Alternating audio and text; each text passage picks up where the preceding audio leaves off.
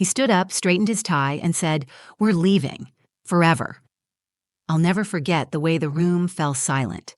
My son, 9 years old, in a navy blue suit he insisted on wearing, stood up, placed both hands on the table, and said, clear as day, "We're leaving. For good." He was looking directly at my mother. There were still bits of birthday cake on everyone's plates. The candles had just been blown out.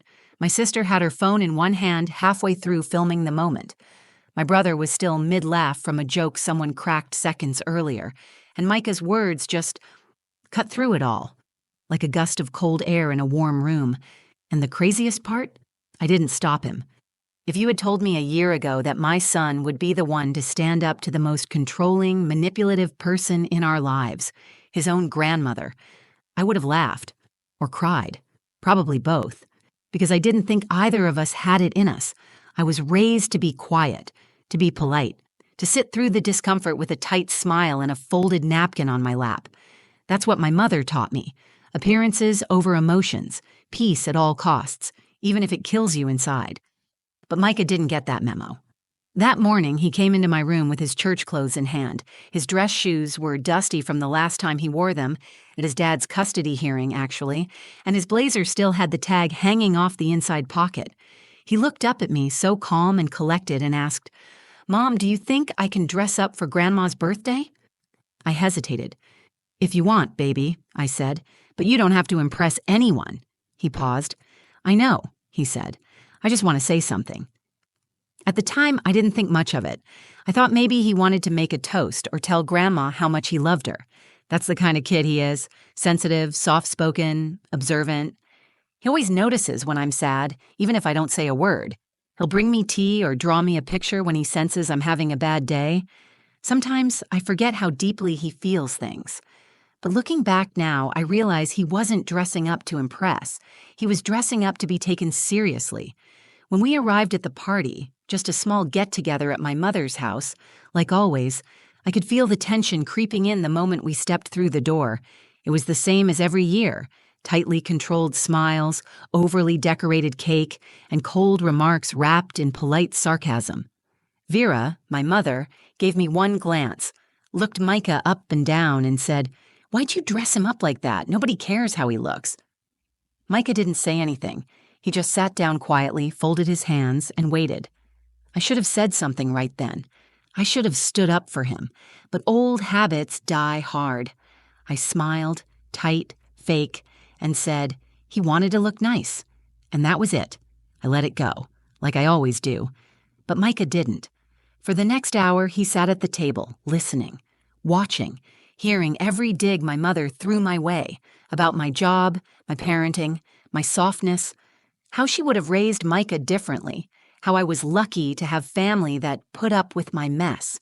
She always says things like that, just sharp enough to draw blood, but said with a smile sweet enough that no one calls her out. That's how she's always been, and I always let it slide. I tell myself it's just how she is. That family's complicated. But Micah doesn't have the years of excuses I've built up in my head. He doesn't have the emotional calluses. He just has a sense of right and wrong. And that night, he made his decision. Right after the cake was cut and everyone began talking over each other again, he looked up at me with those quiet eyes and whispered, "Can I say something?" And I nodded.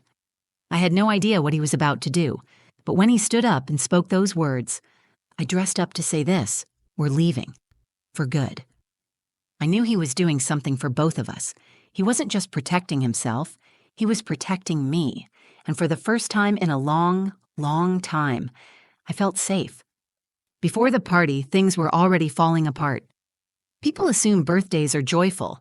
Family gathered around cake and candles, old stories shared over wine, laughter echoing through the house. That's the image you picture when someone says, family celebration. But for me, birthdays, especially my mother's, have always felt like walking into a pressure cooker with no release valve. My name is Alara. I'm 33, a single mom, and I live with my son Micah in a small 2-bedroom apartment on the edge of town. It's not much, but it's ours. A quiet space, warm and safe. Nothing like the house I grew up in. Micah is 9, thoughtful, quiet in public, chatty at home. He's the kind of kid who apologizes when he accidentally steps on a bug and who holds my hand in the grocery store without needing to be told. He's also sharp. He notices everything, more than I ever realized. The week before the party, he asked me if we really had to go. "Can we just send a card?" he said while stirring his cereal. I laughed, not because it was funny, but because I wished we could. "You know how Grandma is," I said. "She expects everyone there." What I didn't say was this: I was already dreading it. Every year, the same script plays out. We arrive. She compliments everyone else. She critiques my weight, my clothes, my parenting, makes subtle digs in front of others that are designed to embarrass but impossible to call out. If I say anything, I'm too sensitive. If I stay quiet, I feel small. That's how it's always been with her. Passive aggression dressed up in pearls. Vera, my mother, is the kind of woman who demands perfection in everyone else but allows herself every flaw. Growing up, she kept our house spotless and our smiles camera-ready. But inside those walls, love felt like something you had to earn. If you got an A, she'd ask why it wasn't an A+. If you cleaned your room, she'd run her finger over the baseboards. And when I cried, she'd say, "You think you have it bad? You don't know what bad looks like." I didn't know what emotional abuse was back then. I just thought I was a disappointing daughter. When I got pregnant with Micah at 23, her disappointment reached a new level. My boyfriend at the time, Micah's father, left before he even saw the ultrasound. I remember the day I told her. She just stood there in silence for a moment before sighing and saying, "Well, I guess you've really done it now." She said she would help where she could. But help came with strings. Advice disguised as criticism. Babysitting offered with conditions. Emotional debt disguised as generosity. For years, I let it slide. I told myself Micah needed a grandmother, that I shouldn't burn bridges just because I was hurt. I tolerated her cold comments. I swallowed the shame. I kept the peace. But something had been shifting lately. Not in her, she never changes, but in me. I'd been feeling this slow, aching exhaustion, the kind that sits in your bones. It's what happens when you spend your whole life tiptoeing around someone who can hurt you with a single glance. I started seeing myself through Micah's eyes, and I didn't like what I saw. A mother who kept quiet when someone treated her badly. A woman who smiled through pain just to keep others comfortable. And Micah? He was starting to notice too. There was a moment, a week before the party, when he found me crying quietly in the kitchen.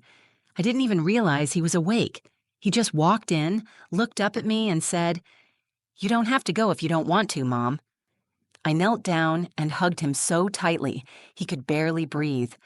I didn't tell him then, but something shifted in me that night. I started asking myself, why do I keep putting myself in front of someone who never sees me? Why am I teaching my son that this is love? So when the invitation came, just a text, no warmth, no emojis, I knew we'd still go. I wasn't ready to cut the cord. Not yet. But Micah. He was already further along than I was. He was already preparing to say what I couldn't. And soon, I'd realize that this birthday party wouldn't be like the others. Why dress up? Nobody cares how you look. We pulled into my mother's driveway about 10 minutes late. I'd spent the whole ride coaching myself to breathe slowly, to keep my voice calm. I even practiced smiling in the rearview mirror. Old habits, I guess. But my hand still shook a little when I turned off the ignition. Micah looked over at me from the passenger seat, his little suit jacket buttoned up tight. He'd brushed his hair 3 times that morning and tucked his notebook into his backpack like he was preparing for something important. I noticed then that he'd even polished his shoes. I didn't say anything, just squeezed his hand and said, "You ready?" He nodded, but didn't smile. The moment we stepped inside, I felt the weight of Vera's house settle on my shoulders like it always did. Everything looked perfect, like it always did. The hardwood floors gleamed, the china was already set, and soft classical music played in the background.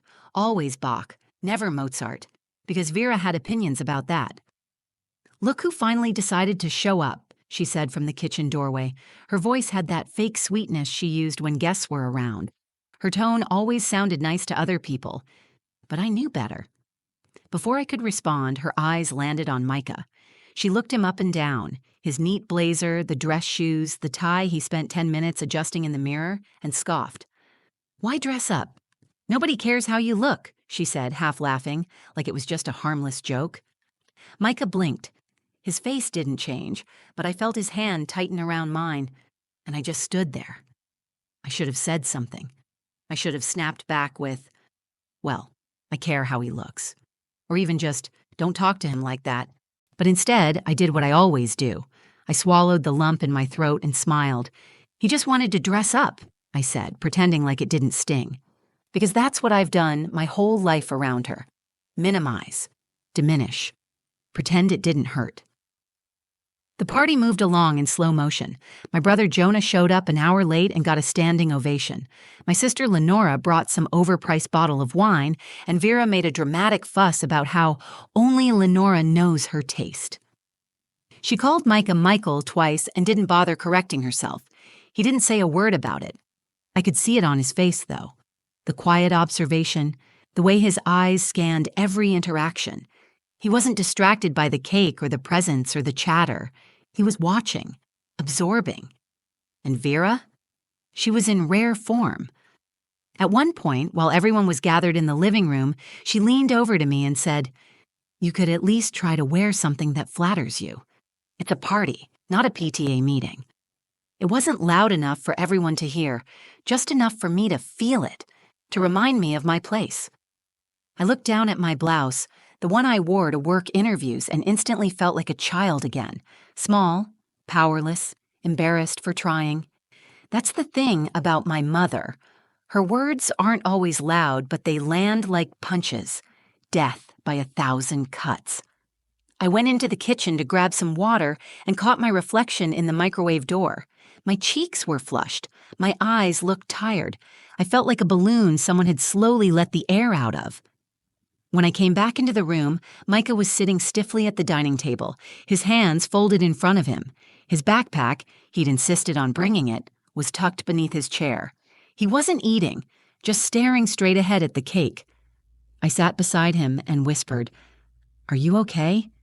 He looked at me, serious and calm. "Can I say something later? After the cake?" I hesitated. "Say something about what?"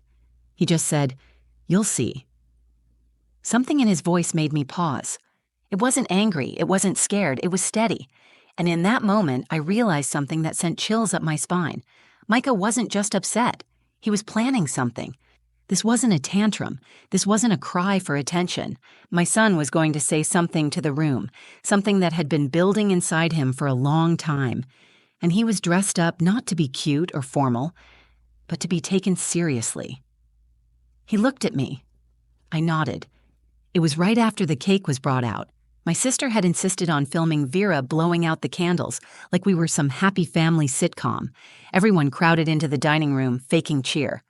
Vera posed with her slice of cake and made a loud joke about how she was too young to be a grandmother, and everyone laughed harder than they needed to.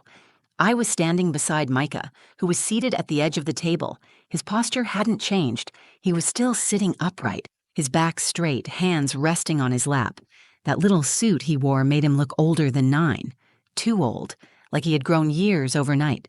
Vera passed him his slice with a half smile and said, "Don't make a mess this time." It wasn't cruel, not on the surface, but that's how she worked. Her voice always had that slightly amused tone, like everything she said was a joke. She could insult you and pretend you were the one being too sensitive for not laughing. Micah didn't touch his cake. He just turned to me and asked quietly, "Can I say something now?" I looked down at him. His eyes were steady, unblinking. This wasn't nerves. He was ready. I hesitated. My heart picked up. I scanned the room. Vera was laughing with Jonah now, sipping white wine like this was her throne, and we were all her subjects. Lenora was scrolling on her phone, barely pretending to be present. Nobody noticed us. I bent down. "Micah, what are you going to say?" He looked up at me. The truth. Just that. 3 words. So simple, but they held the weight of years, of things I never dared speak in that house, of silence I had swallowed until it made me sick, of bruises no one saw because they didn't show up on skin. I felt a rush of panic then, not because I didn't want him to speak, but because part of me still feared Vera's reaction. That old fear, built from a lifetime of walking on eggshells. The one that told me not to make waves. That kept me quiet even when I wanted to scream. But Micah was looking at me like I had the power to either open the door or shut it in his face. And for the first time in my life, I chose the door. I nodded, that was it. A simple nod, and he stood up. He pushed his chair back with the smallest scrape against the hardwood floor. Everyone turned, confused. He didn't raise his voice. He didn't shout. He just reached into his backpack and pulled out a folded piece of paper, straightened his little tie, cleared his throat. I dressed up today, he began, because I wanted to be taken seriously. The room froze. Vera cocked her head, a smile still fixed on her face, but her eyes were already narrowing. Micah continued. His voice was soft, but it carried. I wanted to look nice because I have something important to say. Grandma, you're not nice to my mom. There was a pause. He looked straight at Vera. You make her feel bad. You say mean things and laugh like it's funny, but it's not. It makes her cry when she thinks I don't see. I didn't breathe. I couldn't. I was watching my son do what I had never had the courage to do, stand in that house in front of everyone and call it out. And I don't want to come here anymore, he said, his voice tightening slightly, because it hurts her. And if you can't be kind to my mom, then we don't want to be here. The silence that followed felt like the loudest thing I'd ever heard. Vera opened her mouth, probably to say something dismissive, to wave it off like always. But before she could, Micah looked at me and said, We're leaving, right, Mom? And I finally spoke. Yes, I said, loud enough for everyone to hear. We are. There was no yelling, no dramatics, no storming out. I just picked up my purse, took Micah's hand in mine, and we walked toward the front door. And for the first time in my life, I didn't feel like a scared little girl in that house. I felt like a mother, a woman, whole. Micah had spoken the truth, and in doing so, he gave me my voice back. We're leaving. For good. You could hear the fork drop. I didn't expect the silence to last that long. Micah's words hung in the air like smoke after a firecracker. If you can't be kind to my mom, then we don't want to be here. And then, that final line, so clean and final. We're leaving. For good. For a moment, no one moved. Vera's face didn't change at first. She was still frozen in that half smile, blinking slowly like she'd been slapped in the face but didn't want to admit it stung. That was always her way. She didn't cry. She didn't shout. She just sharpened herself. But even she didn't know how to respond to this. My sister paused her recording mid-shot, her phone slowly dropping into her lap. Jonah was chewing a bite of cake he suddenly seemed to regret. And I, after years of thinking I needed permission to walk away, felt something settle inside me. It wasn't rage, it wasn't sadness, it was clarity. I felt Micah's fingers slip into mine as he stepped away from the table. His hand was warm, steady. He didn't look back at them. He just looked up at me. Are we ready? He asked, and I nodded. Again. We didn't rush. There was no dramatic exit. Just two people, a mother and a son, walking out of a house that had never really been a home. But before I reached the door, Vera's voice followed us. Elara, don't do this, she said. There it was, cold, calculated. No apology, no acknowledgement, just controlled, reaching out with her voice like a hand trying to drag me back into place. You're going to regret raising him soft, she added louder now. The world won't care about his feelings. I turned around, slowly, calmly. I'm not raising him to be soft, I said. I'm raising him to be kind, to be brave, to be better than what I grew up with. That wiped the smile off her face, and I knew in that moment she wasn't shocked that he stood up for me. She was shocked that I didn't stop him. She'd spent so many years molding me into someone small and quiet. She never saw it coming, from him or from me. We stepped outside. The cold air hit us immediately, but it felt good. Like breathing for the first time after being underwater too long. I could hear the muffled sounds of the party behind the door, but I didn't care. It wasn't our party anymore. It never really had been. Micah looked up at me once we reached the car. Did I mess everything up? I knelt beside him, heart breaking a little that he even had to ask. You didn't mess anything up. You told the truth. That's brave. That's everything." He nodded slowly, and I could see the weight lifting off his small shoulders. Maybe he didn't understand every layer of what had happened, but he understood enough. He understood that love doesn't feel like walking on eggshells, that respect isn't something you should have to earn from family, that sometimes protecting your peace means walking away from people who won't change. As we drove home, he sat quietly staring out the window, not tense, not anxious, just peaceful, like he'd said what needed to be said. And me? I was still shaking, but not from fear. It was adrenaline, relief, and something else I hadn't felt in years: pride. Not just in Micah, but in myself, because I didn't make excuses this time. I didn't shrink.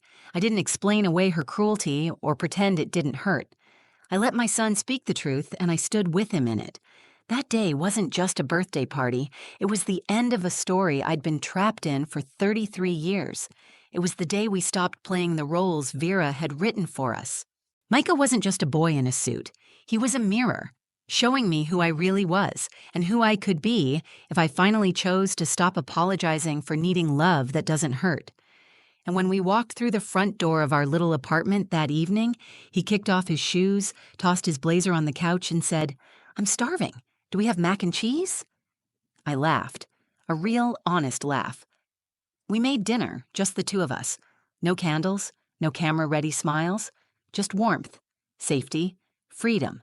And for the first time in my life, I didn't feel like something was missing. We had everything we needed. We had each other. We didn't just leave the party. We left the cycle. That night, after the dishes were done and Micah was in bed, I sat alone in our small living room, wrapped in a blanket, the TV playing softly in the background. I wasn't really watching. I was just sitting there, thinking about what had happened, what we had done. It wasn't just a dramatic moment. It wasn't just a boy in a suit making a statement. We had walked away from something much bigger than a birthday party. We had walked away from a pattern that had shaped generations of silence and shame. I thought I'd feel guilty. That's what always held me back before. Guilt. The kind that's been fed to you since childhood, disguised as family loyalty. But I didn't feel guilt. I felt peace. Like I had stepped off a treadmill I didn't realize I was on.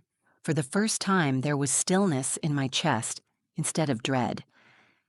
I thought about all the years I had let myself be reduced in that house. I thought about the times I cried in bathrooms or stared into mirrors trying to fix something about myself that wasn't broken.